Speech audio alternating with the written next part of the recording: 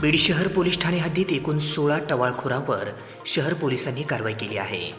या प्रकरणी अनेकांना पोलिसांनी ताब्यात घेतले आहे।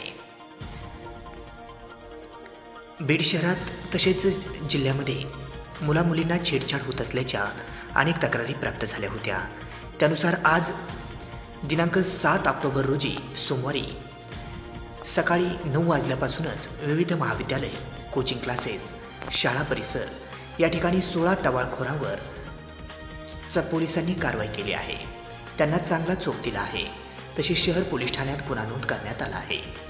ही कारवाई बीड पोलीस अधीक्षक अविनाश बारगळ, अपर पोलीस अधीक्षक सचिन पाणकर, स्थानिक गुन्हे शाखेचे उस्मान शेख, शहर पोलीस ठाण्याचे पोलीस निरीक्षक शीतलकुमार बल्लाळ यांच्या मार्गदर्शनाखाली पोलीस उपनिरीक्षक उमेश निकम, पोलीस हवालदार शहनशाह सय्यद राहुल गुरखुदे, राहुल गोरे आतकरे आदींनी ही कारवाई केली आहे।